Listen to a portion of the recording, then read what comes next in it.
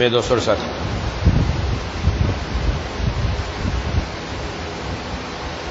سورۃ المائدہ میں اللہ تبارک و تعالی نے ارشاد فرمایا،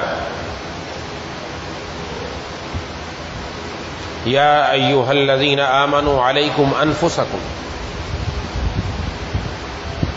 اے ایمان والو تم اپنی فکر کرو، لا یضرکم من ضل اذا اہتدیتم، اگر تم صحیح راستے پر ہوگے تو جو لوگ گمراہ ہیں وہ تمہیں کوئی نقصان نہیں پہنچا سکتے۔ الی اللہ مرجعکم جمیعا، اللہ ہی کی طرف تم سب کو لوٹ کر جانا ہے، اس وقت وہ تمہیں بتائے گا کہ تم کیا عمل کرتے ہو۔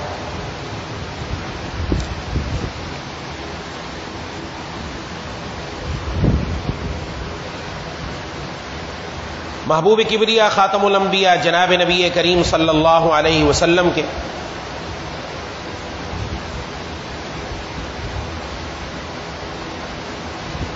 اپنے دور میں مشرکین کو بار بار سمجھانے کے باوجود یہ لوگ اپنی گمراہیوں پر جمے رہے۔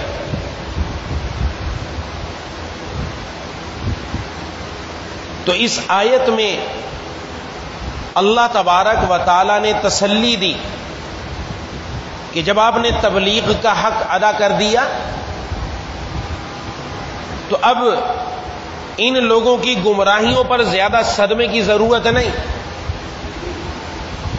ان لوگوں کی گمراہیاں آپ کو نقصان نہیں دے سکتی۔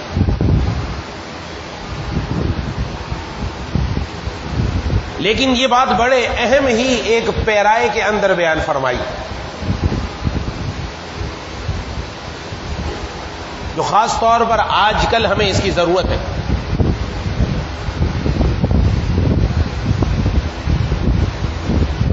کہ جس وقت بدعملی کا دورہ ہے، دین سے دوری، اللہ تبارک و تعالی اور ان کے محبوب جناب نبی کریم صلی اللہ علیہ وسلم کے احکامات کو پس پش ڈالا جا رہا ہے۔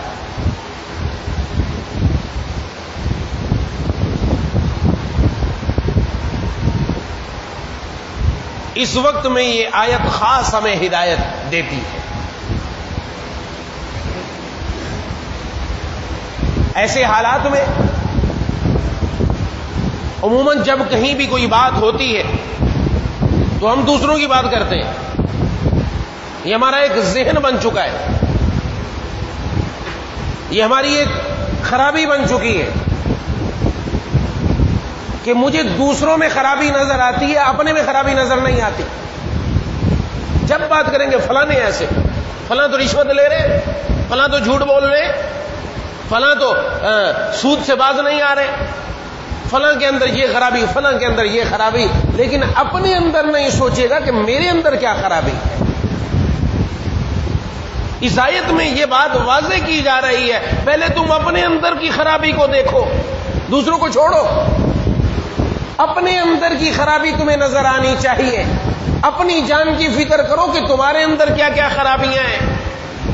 یہ جو انسان ایک انگلی سے اشارہ کر کے دوسروں کی طرف اشارہ کر رہا ہے تو 3 انگلیاں اس کی طرف بھی تو اشارہ کر رہی ہیں، تو تیری ایک انگلی ان کی طرف ہے، 3 انگلیاں اپنی طرف ہے، کہ اپنے اندر بھی خرابی ہے۔ یہ وہ چیز ہے جو بڑی اہم، جس کی طرف آج ہماری توجہ نہیں، اس لیے ہمارا انداز خراب ہو چکا ہے، کسی سے بات کرنے کا ڈھنگ اور سلیقہ اور طریقہ خراب ہو چکا ہے کہ اس کے اندر برائی کا ذکر، تیرے اندر یہ مسئلہ، تو ایسا، تو فلانا، جس کی وجہ سے بجائے اصلاح کے، بجائے دین کی طرف آنے کے، معاشرہ مزید دور ہوتا چلا جا رہا ہے۔ اس لیے ہم میں سے ہر آدمی کو یہ فکر کرنی ہے کہ میرے اندر کیا خرابی ہے۔ اگر ہم میں سے ہر آدمی نے یہ فکر کر لی اور اس فکر کے بعد اپنے اندر اصلاح کی کوشش کر لی تو یقیناً چراغ سے چراغ جلے گا۔ یہ جو محاورہ مشہور ہے، خربوزے کو دیکھ کر خربوزہ رنگ پکڑتا ہے، اس محاورے کی حقیقت کیا یہ کہ انسان جب اپنے آپ کو راہ راست پر لے کر آئے گا تو دوسرا گھر کا فرد دیکھ کر وہ خود بخود اس کی طرف کھینچتا چلا آئے گا۔ ہم کہیں سود کا بازار گرم ہے، فلانے فلانے لوگ سود رہے ہیں، اور جب خود کو موقع ہے تو سود لینے میں سب سے پہلے خود موجود ہے۔ رشوت کا بازار گرم ہے، کوئی رشوت لینا نہیں چھوڑتا، یوں ہے وہ ہے، اس پر بات کر لی، اور جب رشوت کا موقع ہے تو ہم سب سے پہلے کہ لے بھائی پہلے تو رشوت لے لے۔ دھوکے بازی اور خیانت کا بازار گرم ہے، ذکر آئے، لیکن جب خود کو موقع ہے، اگرچہ خود ریڑھی پر سامان بیچ رہا ہے، وہاں دھوکے سے باز نہیں آئے، وہاں جھوٹ سے باز نہیں آئے، وہاں فریب سے باز نہیں آئے، وہ خرابی تو میرے اندر پائی جا رہی ہے، چہ کہ دوسروں کے اوپر جا کے میری بات کا کیا اثر ہو۔ اس لیے حکم دیا جا رہا ہے علیکم انفسکم، اپنے اندر کی جو خرابی ہے اس کو دیکھو۔ اور یہی وہ امتیازی شان تھی حضرات صحابہ کرام رضوان اللہ تعالی مجمعین۔ جناب نبی کریم صلی اللہ علیہ وسلم کی صحبت میں بیٹھ کر ان کو دوسروں کی نہیں اپنے بارے میں خبر ہوتی تھی کہ میں کیسا ہوں۔ آج ہمیں اپنے بارے میں کم خبر ہے، دوسروں کے بارے میں زیادہ خبریں ہیں، اور اسی چکر میں ہی رہتے ہیں کہ دوسرے کو ہی اس کی میں کسی طریقے سے عزت اتار کے رکھ دوں۔ اور حدیث کا مفہوم ہے جو آدمی کسی بھی مسلمان کی اس کی چھپے ہوئے عیب کے پیچھے پڑھ کر اس کو ظاہر کرنے کی کوشش کرے گا، اللہ تعالیٰ اس بندے کو گھر کے اندر بیٹھا بیٹھا رسوا کر دے گا، اللہ اس کے عیب لوگوں کے سامنے رکھ دے گا۔ آج اس کے پیچھے پڑے ہوئے، جس کو دیکھو ہر دوسرا آدمی، ہر تیسرا آدمی، بہن بھائیوں کا آپس میں معاملہ ہے، بھائی بھائی کا نہیں من رہا، ایک دوسرے کو نیچے دکھانے کی فکر میں ہے۔ ارے اپنے اندر تو دیکھو میرے اندر کیا مسئلہ ہے، میں تو ٹھیک کروں، جس کی وجہ سے معاشرہ مزید جہنم کی طرف دھکیلتا چلا جا رہا ہے، مزید ہم اپنے گھروں میں آگ لگا رہے ہیں، مزید ہمیں دوری ہو رہی ہے، وہ اصلاح کی جتنی کوششیں بیکار ہوتی نظر آ رہی ہیں، کیونکہ میں سمجھتا ہوں میں اچھا، میں اعمال والا، میں یہ میرے اندر کچھ نہیں، اور میرے اندر خرابیاں ہیں۔ جس نے یہ سمجھ لیا میں اچھا، یہ دن اس کی تباہی کا دن ہے اور اس کی بربادی کا دن ہے۔ میں اچھا ہے ہی نہیں، میرے اندر خرابیاں ہیں۔ ہر انسان اپنے بارے میں یہ سوچے۔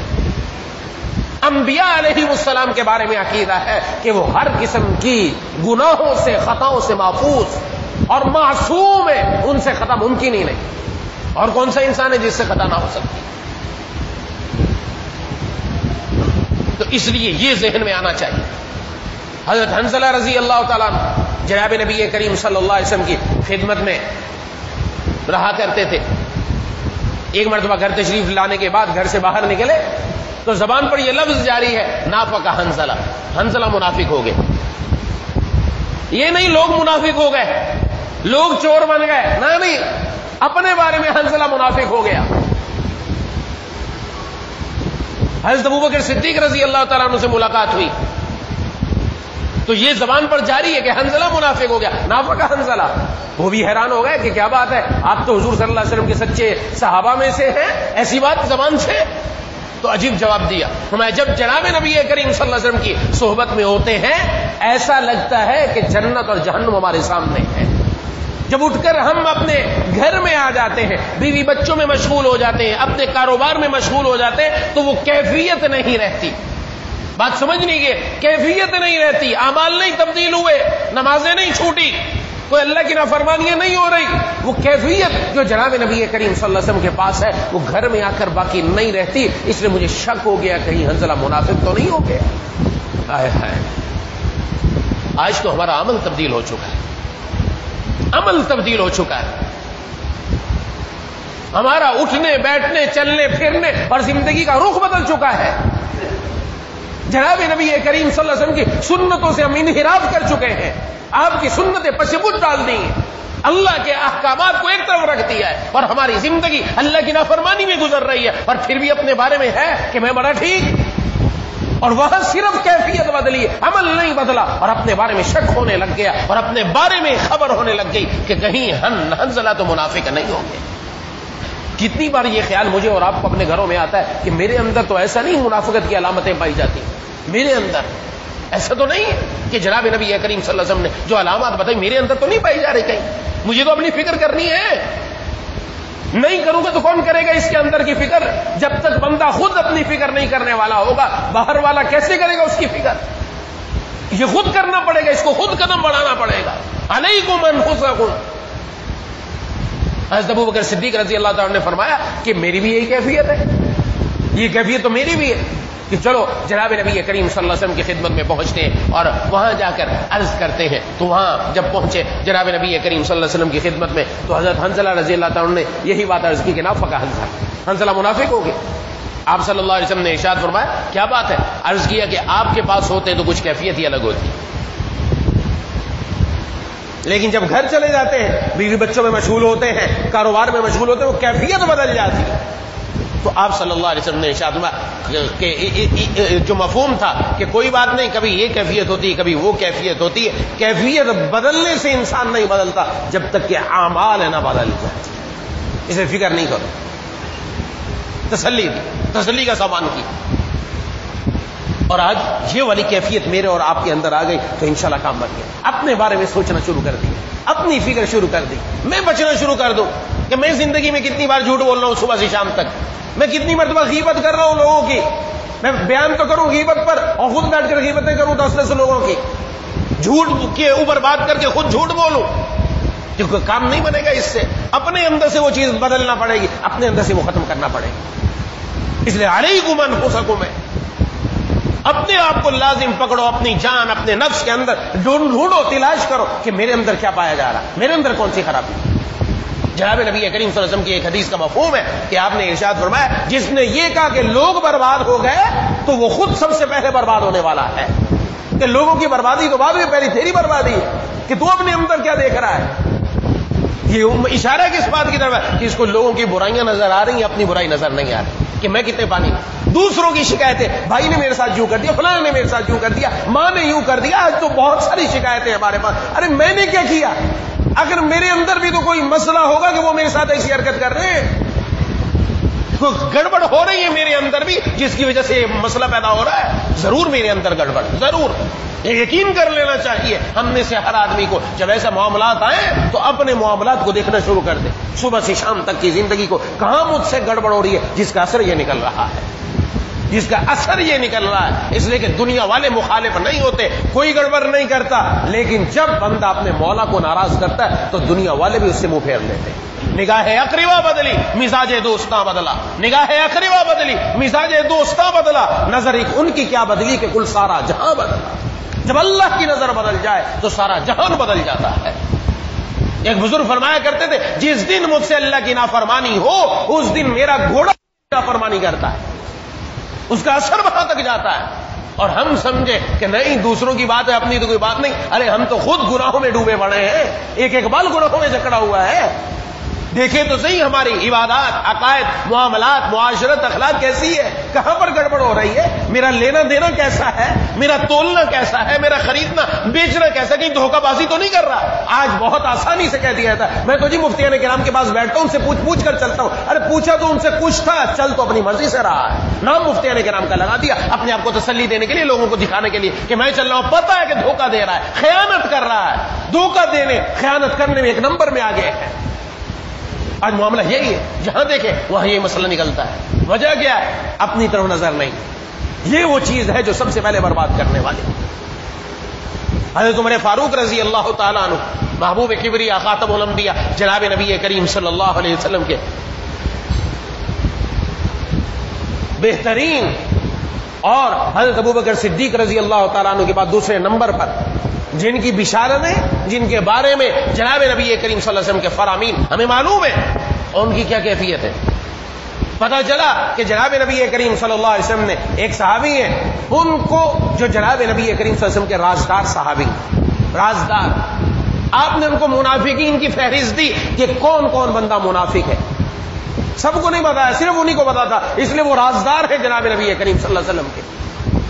انہوں نے بھی کسی کو نہیں بتایا کہ سب کو بتاتے پھر رہے ہو فلانا منافق فلانا منافق. نہیں، یہ صحابہ کرام کی تربیت نہیں تھی. بات وہی آ رہی ہے یہاں پر. انہوں نے یہ نہیں کہ دوسرا منافق ہے سب کو بتا دو، اعلان کر دو. ہمارے یہاں تو یہ مسئلہ ہے کہیں کوئی خرابی نظر آ جائے ہم اس کو دنیا میں پھیلا دیتے ہیں. ارے خرابی سے کون بالا ہے؟ ہر ایک کے اندر گناہ، تکلیف، پریشانی کچھ نہ کچھ آ سکتا ہے اس کے اندر. لیکن ہم تو یہ ہے کہ ہم دوسروں کی عیوب اور ان کی برائیوں کو لوگوں میں پھیلانے والے، نعوذ باللہ. جو ایسا کرنے والا ہے تو پھر اس کو جناب نبی کریم صلی اللہ علیہ وسلم کا وہ فرمان سامنے رکھنا چاہیے، جو اللہ تبارک و تعالیٰ کو اپنے بندوں میں سب سے زیادہ محبوب وہ بندہ ہے جو اللہ کی عیال کے ساتھ اچھا سلوک کرنے والا ہے۔ احب الخلق الی اللہ، سب سے زیادہ پیارا، اور جو بندہ اللہ کی عیال یعنی مخلوق کے عیوب لوگوں کے سامنے ظاہر کرنا شروع کر دے تو پھر یہ ایسی بات اس نے کی ہے کہ اللہ تبارک و تعالی اس آدمی کے پیچھے اس کے عیوب کو لوگوں کے سامنے بیان کرنا پھیلانا شروع کر دیتے، یہاں تک کہ یہ گھر کے اندر بھی بیٹھا ہوا ذلیل ہو جاتا ہے۔ تو حضرت حذیفہ بن یمان رضی اللہ تعالیٰ نے بتایا نہیں، جو رازدار صحابی، کسی کو نہیں بتایا۔ حضرت عمر فاروق رضی اللہ تعالیٰ عنہ ان کے پاس گئے کہ کون عمر؟ جو جناب نبی کریم صلی اللہ علیہ وسلم کی زبان نبوت سے سن چکے، عمر فی الجنہ، عمر جنت میں جائے گا، جو سن چکے کہ عمر خواب کے اندر میں جنت میں گیا، ایک بہت عالی شان محل تھا، جب اس میں جانے لگا پوچھا کس کا محل ہے؟ بتایا عمر کا محل ہے، مجھے تیری غیرت یاد آ گئی اس لیے نہیں گیا۔ وہ عمر جو زبان نبوت سے اپنے لیے سن چکے ہیں کہ عمر جنتی ہے، اس کی کیفیت کیا ہے؟ ان کی کیفیت کا عالم یہ ہے کہ اس صحابی کے پاس جا کر خدا کی قسم دے کر کہتے ہیں بتا دو کہیں عمر کا نام منافقین کی فہرست میں تو نہیں ہے، کہیں عمر کا نام ان منافقین کی فہرست میں تو نہیں ہے جو تمہیں حضور نے بتائی ہے۔ اپنا ڈر لگا پڑا ہے، دوسروں کا نہیں پوچھا کہ تو مجھے بتا دے کہ کون کون منافق ہے، نہیں، یہ پوچھا کہ میرا نام تو نہیں ہے اس میں کہیں، مجھے اور آپ کو کس نے بشارت دی ہے؟ ہمارے لیے کوئی جنت کی خوشخبری کہیں سے آ گئی ہو؟ لیکن ہماری حالت اور کیفیت یہ ہے کہ ہم دوسرے کے عیوب بتانا ہی نہیں چھوڑتے، دوسروں کی برائیاں ان کے پیچھے پڑ چکے۔ ارے نہیں، اپنے اندر وہ چیز پیدا کریں کہ اپنے اندر کیفیت پیدا ہو کہ حضرت عمر فاروق رضی اللہ تعالیٰ عنہ جیسے جلیل القدر صحابی، وہ ان کو آخرت کا خوف اور ڈر کی کیفیت یہ ہے کہ جا کر پوچھ رہے ہیں، مجھے تو آپ کو پہلے پوچھنا چاہیے ہماری کیفیت کیا ہے، کہ ہم کس کیفیت میں چل رہے ہیں، اپنے اندر وہ کیفیت ہے کہ نہیں ہے؟ اس لیے خدا کے لیے یہ بات سمجھے، اپنے اندر یہ چیز پیدا کرنی ہے جو جناب نبی کریم صلی اللہ علیہ وسلم کے صحابہ کرام رضوان اللہ تعالی مجمعین کے اندر پیدا تھی۔ اپنے بارے میں سب سے پہلے فکر ہے کہ میں کیسا، یہی وجہ ہے ہماری بات میں وہ اثر نہیں رہتا، ہمارے بات کرنے کا وہ ڈھنگ بدل جاتا ہے کہ جب اپنی اندر ایک آگ لگی ہوئی ہو تو وہ آگ دوسروں تک پہنچتی ہے، اگر اندر آگ نہیں ہے تو دوسروں تک کیا پہنچے گی؟ اندر آگ تبھی لگے گی جب مجھے اپنی فکر ہو جائے کہ میں کس میں جا رہا ہوں۔ حضرت ابراہیم بن ادھم رحمت اللہ علیہ بادشاہ تھے، سلطنت چھوڑ دی، سلطنت چھوڑی ہے۔ کسی نے پوچھا کیوں چھوڑ دیا؟ کہا میں نے قرآن کریم میں پڑھا فریق فی الجنت و فریق فی السعیر، ایک گروہ جنتیوں کا ہے ایک گروہ جہنمیوں کا ہے، مجھے اپنے بارے میں پتہ لگانا ہے کہ میرا کس گروہ میں شمار ہے، جنتیوں میں یا جہنمیوں میں۔ مجھے اپنا خوف پیدا ہو گیا، اپنا ڈر ہو گیا، اور اس کیفیت میں کوئی بادشاہت نہیں کر سکتا، اس لیے چھوڑ دی میں نے بادشاہ چھوڑ دی، معمولی بات نہیں ہے یہ۔ اور ہم یہ آیات سنتے ہیں، ہم یہ آیات پڑھتے ہیں، ہمیں اپنے بارے میں کبھی آیا کہ تیرا گروہ کون سے گروہ میں شمار ہے؟ جو آخرت کے اندر اللہ تبارک و تعالیٰ کے سامنے پیش ہونے والے، ایک دائیں ہاتھ والے ایک بائیں ہاتھ والے، ہمارا شمار کون سے ہاتھ والوں میں ہوگا؟ یہ فکر پیدا ہو جائے۔ یہ جو فکر ہے، یہ فکر انسان کو منزل مقصود تک پہنچاتی ہے، یہ فکر بڑی اہم چیز ہے۔ آج یہ فکر ہی ختم ہو چکی ہے۔ ہم بات سنتے ہیں اور اٹھ کر جب جاتے ہیں تو اپنے دامن کو جھاڑ کر چلے جاتے ہیں، چلو مولوی صاحب نے کوئی بات کی ہے، دیکھ لیں گے، سوچ لیں گے، ابھی وقت پڑا ہے، دیکھ لیں گے۔ اور شیطان اور دوسرے دائیں بائیں کے لوگ بھی آ جاتے ہیں، کوئی بات نہیں، اور وہ کوئی زیادہ ہی پریشان نظر آتا، ارے یار تم نے دنیا بھی دیکھی نہیں، دنیا کی ذرا دنیا کی رنگینیاں نہیں دیکھی، ذرا رنگینیاں دیکھ لو، پھر جب بوڑھے ہو جاؤ گے پھر دیکھ لینا، اللہ کو یاد کر لینا۔ یہ بھی ایک بڑا دنیا کے اندر بنا ہوا ہے، دھوکہ بازی، خیانت، کس کو کیا معلوم، نہ جانے بلا لے پیا کس گھڑی تو رہ جائے تکتی کھڑی کی کھڑی۔ مجھ میں اور آپ میں سے کس کے پاس سرٹیفکیٹ آیا اللہ تبارک و تعالیٰ کی طرف سے کہ تو نے بوڑھا بھی ہونا ہے؟ یا کس کے پاس آیا کہ آج کا دن بھی اس نے گزارنا ہے کہ نہیں گزارنا؟ وہ تو کسی وقت آ جائے موت۔ اس لیے استاد محترم شیخ الاسلام حضرت اقدس حضرت مولانا مفتی محمد تقی عثمانی صاحب دامن برکاتہ نے ارشاد فرمایا، یہ فکر کا پیدا ہو جانا بہت بڑی نیک بختی کی علامت ہے، فکر کا پیدا ہو جانا۔ میں اب چھوڑ دو اس بات کو، ایک کان سے بات سنی اور دوسرے سے نکال دی، ایسا مت کرو، اس کان سے سن کر اس کو دل میں جگا دو اور جتنا ہو سکے عمل کرنے کی کوشش کرو تاکہ ہماری آخرت کی زندگی اور آئندہ آنے والی زندگی بن جائے۔ اصل وہ چیز ہے، اس کی طرف متوجہ ہو جائے انسان، غفلت سے باہر آ جائے۔ آج غفلت ہے، غفلت، لاپرواہی کے اندر انسان زندگی گزار رہا ہے۔ ہمیں نظر آ رہا ہے، ہم سب دیکھتے دائیں بائیں ہر طرف تھوڑی سی غفلت ایسی ہے کہ بس الامان والحفیظ، یقین ہی نہیں، بعضوں کے تو جمعہ ہی نہیں ہوتا، 5 نمازیں تو لوگ جمعہ ہی نہیں پڑھتے، سالہ سال گزر جاتے ہیں، کیفیت ہی نہیں ہے۔ اگر جمعہ ہو بھی رہا ان کو اس کی کیفیت نہیں ہے، ان کے ہاں گانے چلے ہوئے ہیں، ان کے ہاں ڈانس چل رہے ہیں، ان کی شادیوں کے اندر ناچ اور گانے ہو رہے ہیں، اور راتوں کو وہ لمحات جن میں اللہ تبارک و تعالیٰ کی طرف سے خاص رحمت نازل ہوتی ہے، وہ آخری پہر کے اندر اس وقت بھی رب تعالیٰ کی نافرمانی علی الاعلان اور عروج پر کی جاتی ہے، نعوذ باللہ۔ وہ کوئی اور نہیں، وہ مسلمان کرتا ہے، وہ ہمارے علاقے کے نوجوان کرتے ہیں، کوئی اور نہیں کر رہا، ہم ہی ہیں، ہم ہیں۔ ہم اپنے اندر اگر وہ چیز لے آئے، یہ ایسا ایسا ایک ایک بندے سے دوسرے کی طرف پھیلے گی، یہ چیز ایسی ہے جو ایک سے نکل کر دوسرے کی طرف جاتی ہے، نیکی نیکی کو کھینچتی ہے، یہ چیز پیدا ہو جائے۔ یہ پیدا تبھی ہوگی جب ہر آدمی اپنی فکر کرنے والا ہو جائے کہ میرے اندر وہ چیز آ جائے، یہ غفلت نکل جائے، اور غفلت سے باہر آنے کے لیے ضروری ہے اللہ کی یاد میں آنا، یاد میں آئے، رب تعالیٰ کی یاد میں آئے، اللہ تبارک و تعالیٰ کی یاد میں آئے گا، غفلت سے نکل جائے گا۔ اسی لیے محبوب کبریا خاتم الانبیاء جناب نبی کریم صلی اللہ علیہ وسلم نے ہمیں قدم قدم پر دعائیں سکھلائی، قدم قدم پر۔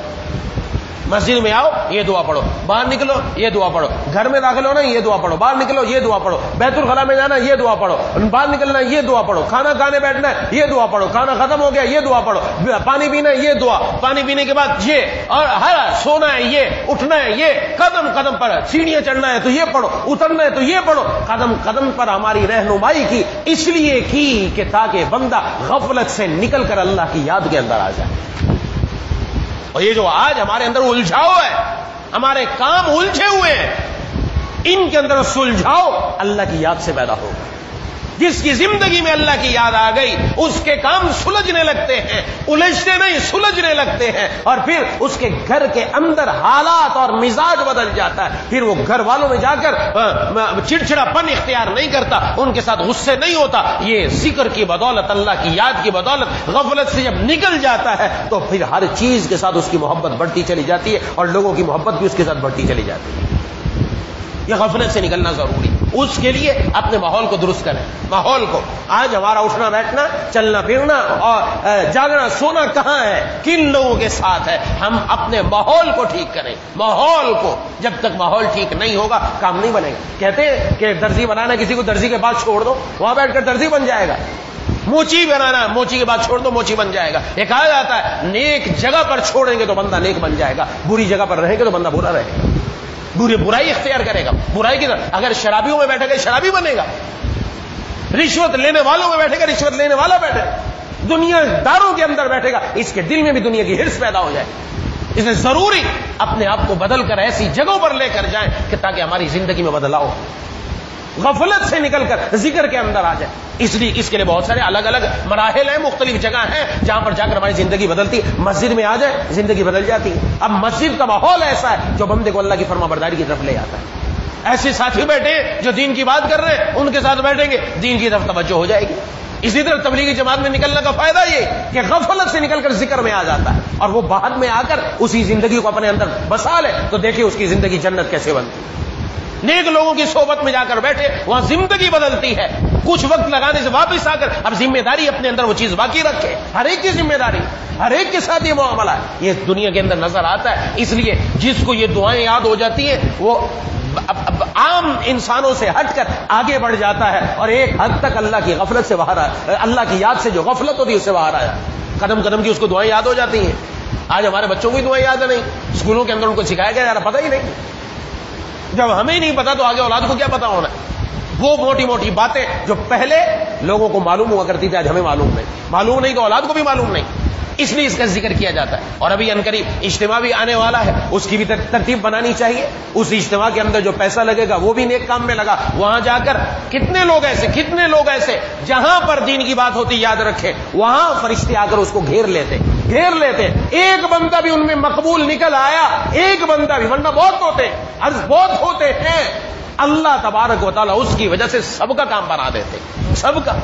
یہ حدیث کا مفہوم ہے کہ فرشتے آ کر ڈھانپ لیتے ہیں, اللہ کے سامنے جا کر عرض کرتے, اللہ تبارک و تعالیٰ بتاتے ہیں, تفصیل ہے اس کے اندر, اللہ فرماتے کہ جتنے لوگ تھے میں نے سب کی بخشش فرما دی, سب کی. پوچھا جاتا ہے اللہ ایک بندہ تو ویسے ہی آیا تھا, وہ تو اس کام کے لیے نہیں آیا, دین کے لیے نہیں آیا, ملنے کے لیے آیا, دنیا کے لیے آیا. فرمایا جو لوگ ان کے پاس آ کر بیٹھ جاتا وہ بھی محروم نہیں رہتا, وہ بھی محروم نہیں رہتا, اس کو بھی ہم کام بنا دیتے. لا یشقا جلیسہم, ان کے پاس بیٹھنے والا بدبخت نہیں ہوتا.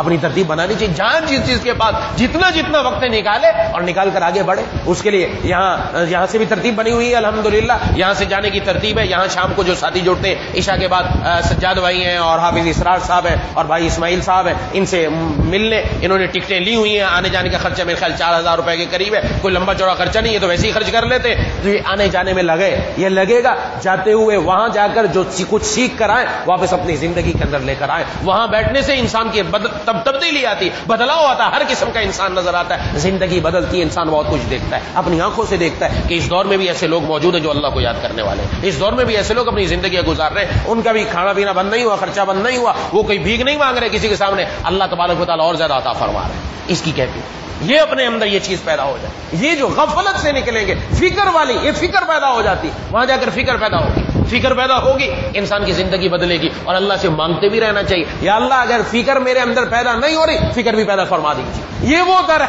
وہ در ہے جہاں پر پیاسے کو پانی ملتا ہے, اور اگر کوئی بے پیاسا ہے تو اس کو پیاس بھی ملتی ہے. یہاں پر کوئی آئے کہ میرے اندر پیاس نہیں ہے تو اس کو بھی کہہ دیا تھا مانگو, پیاس بھی ہم تمہیں دیں گے, اس کے بعد پانی بھی ہم تمہیں دیں گے. پیاس اللہ کی محبت مانگو گے, اللہ کی محبت بھی ملے گی, اور اس کے بعد اللہ منزل مقصود تک بھی پہنچائے گے. دعا ہے کہ اللہ تبارک و تعالیٰ مجھے اور آپ کو ان باتوں کو صحیح طور پر سمجھنے کی, اس پر عمل کرنے کی توفیق نصیب فرمائے. وآخر دعوانا ان الحمدللہ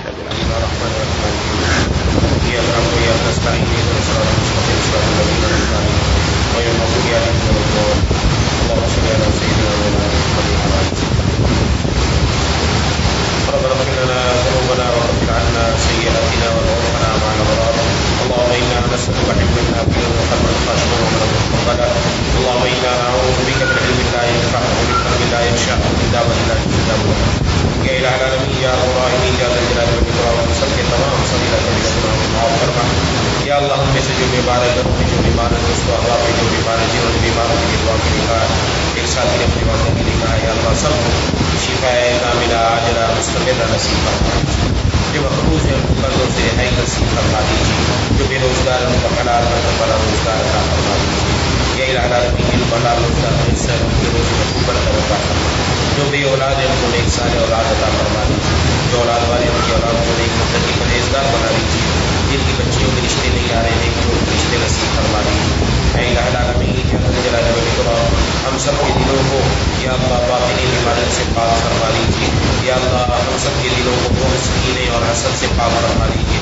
ہمارے دل میں اگر کسی کے بارے میں کوئی بات ہے, یا اللہ ہمارا دل ان کے بارے میں صاف فرما دے, اور دوسروں کے دلوں میں ہمارے بارے میں کوئی بات ہے, یا اللہ ان کے دلوں کو ہمارے بارے میں صاف فرما دے. یا اللہ سب کو شیر و شکر فرما, گھروں سے اختلافات اور جھگڑوں کو ختم فرما کر گھروں میں اتفاق, اتحاد, محبتیں پیدا فرما. گھروں میں مسجد والا ماحول بنانے کی توفیق نصیب فرما. اے الہ العالمین سب کو یا الہ العالمین یا الراحمین اپنے دین کے ساتھ جڑنے کی توفیق نصیب فرما. اے الہ العالمین یا الراحمین ہم میں سے کسی کو محروم نہ فرما. دنیا میں جہاں کہیں دین کا جس انداز میں کام ہو رہا ہے, یا اللہ سب اپنی بارگاہ میں قبول فرما. مجاہدین کی, تبلیغی جماعتوں کی, مدارس کی, مساجد کی, خانقاہوں کی, علماء کی, تمام مسلمانان عالم کی حفاظت فرما. دائیں بائیں, اوپر نیچے, سامنے پیچھے, ہر طرف سے حفاظت فرما. یا اللہ ہماری آنکھوں میں, ہماری زبان میں, ہمارے کانوں میں, ہمارے پٹھوں میں, ہمارے جسم کے روئے میں یا اللہ نور پیدا فرما. یا اللہ ہم سب کو سراپا نور بنا دے. مولا کریم جیسا آپ چاہتے ویسا ہم سب کو دین پر چلنے کی توفیق نصیب فرما. سلام کی اعضاء سلام کی ایمان کے ساتھ زندہ رکھیے، سلام کی اعضاء سلام کی ایمان کے ساتھ دنیا سے اٹھائیے، رفیق القلب رحیم المزاج بنا دیجیے، قلب سلیم فہم سلیم عقل سلیم عطا فرما، اپنے سلیم پر فضل عظیم عطا فرما دیجیے۔ مولا کریم الہ العالمین الراحمین یا ذا الجلال والاکرام، دنیا میں جہاں جہاں مسلمانوں پر ظلم ہو رہا ہے یا اللہ ان کی غیب سے مدد فرما دیجیے، خصوصاً یا الہ العالمین کشمیر میں، یا اللہ فلسطین میں، یا الہ العالمین شام کے اندر، یا اللہ جتنے بھی وہاں مجاہدین لڑ رہے ہیں ان کی مدد فرما، غیر سے ان کے لیے مدد کے لیے اللہ اپنے فرشتوں کے ذریعے سے نصرت پیدا فرما۔ مولا کریم اور ان کے مقابلے میں جو یا اللہ کفار ہیں، ہندو ہیں، یہودی ہیں، یا الہ العالمین ان کو تہس نہس فرما، تباہ و برباد فرما۔ مولا کریم ان پر اپنی زمینی آسمانی سب مخلوق مسلط فرما۔ اے الہ العالمین اے الراحمین دنیا میں اسلام کا بول بالا فرما، یا ذا الجلال والاکرام یا الراحمین یا الہ العالمین یا مالک الملک یا ذا الجلال والاکرام، جتنے بھی حاضرین ان سمیت موجود ہیں، ہم سب کے دلوں میں جتنی جائز تمنا ہے ساری پوری فرما دیجیے، ہر خیر ہر مسلمان مرد ہر مسلمان عورت کو عطا فرما دیجیے، ہر شخص ہر مسلمان مرد ہر مسلمان عورت کی حفاظت فرما دیجیے، حاسدین کے حسد شریروں کی شر نظر بد سے ہم سب کی حفاظت فرما، یا الہ العالمین دین کے ساتھ مرتے دم تک کسی طرح جڑنے کی توفیق نصیب فرما، ہم میں سے جن کے ساتھی گھر میں ان کو اپنے ساتھی گھر نصیب فرما۔